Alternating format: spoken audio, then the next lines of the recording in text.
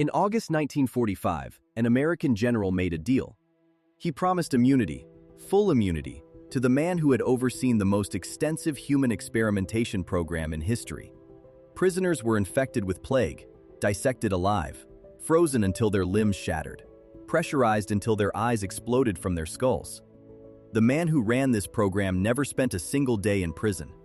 His name was Shiro Ishii, and the reason he walked free has everything to do with what the United States wanted from him. Unit 731 was a covert biological and chemical warfare research unit of the Imperial Japanese Army, operating out of Manchuria from 1935 to 1945. On paper, it was a water purification unit. In reality, it was a factory for producing plague, cholera, typhoid, and anthrax, tested not on animals, but on human beings. Prisoners of war, Chinese civilians, Koreans, Russians, a small number of Americans.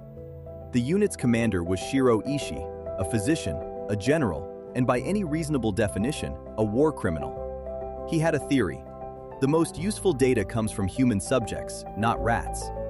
And he had the authority, the facilities, and the ideological cover to act on it. What happened inside Unit 731's complex, a sprawling installation the size of a small town, was methodical. Prisoners, referred to internally as logs, were assigned numbers. They were infected with diseases to study transmission rates. They were placed in pressure chambers to measure the point at which the human body fails. They were subjected to frostbite experiments, limbs frozen, thawed, refrozen, to understand cold weather combat injuries. They were vivisected, dissected alive, without anesthesia, so researchers could observe organ function in real time. Conservative estimates put the death toll at 3,000. Some historians place it closer to 10,000. The true number may never be known, because before the Soviets arrived, Ishii ordered the facility destroyed and the records burned. August 1945. Japan surrenders. The war is over. In Europe, the Nuremberg trials are already underway. Nazi doctors who conducted experiments on concentration camp prisoners are being tried, convicted, and in several cases, executed. The message from the international community is clear. Medical experimentation on prisoners is a crime against humanity. There are no exceptions. At the same time, quietly and completely out of public view, American intelligence officers are meeting with Shiro Ishii. They wanted his data. A decade of human experimentation had produced results that didn't exist anywhere else in the world. Plague dispersal patterns, cholera infection rates at scale, the physiological limits of the human body under extreme conditions. Data that would have taken the US biological weapons program years, possibly decades, to replicate through conventional research. General Douglas MacArthur authorized the deal. Ishii and his key researchers would receive full immunity from war crimes prosecution. In exchange, they handed over everything: research notes, experimental data, biological agents.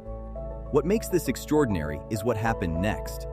The US kept it secret from their own prosecutors at the Tokyo War Crimes Tribunal, the Pacific equivalent of Nuremberg.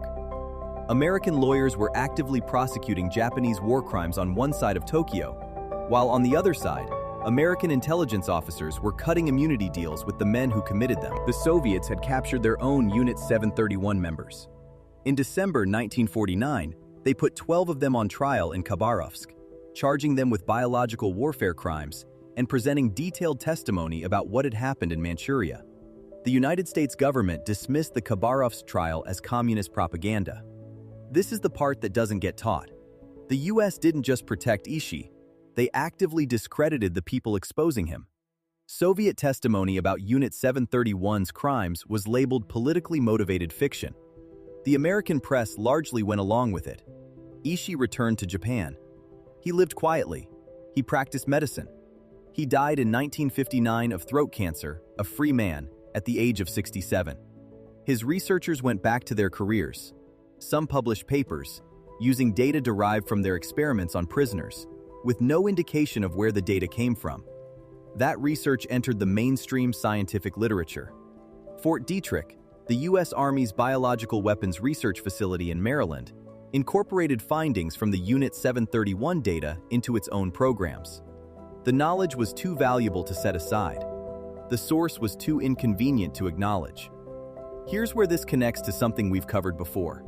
If you watched our episode on Operation Paperclip, you already know what the United States did with Nazi scientists. Altered their files, buried the war crimes investigations, and put them to work at NASA and the CIA. Unit 731 is the same calculation, made in the Pacific. Different program, different continent, identical logic. The knowledge inside these men's heads is worth more than the justice owed to their victims. And just like Paperclip, just like MKUltra, which we covered in episode 1, this stayed buried for decades. Not because the evidence didn't exist, because the people who had the evidence decided it was more useful to keep it quiet. The US government did not officially acknowledge the immunity deal until 1999, when historian Sheldon Harris published research drawing on declassified documents.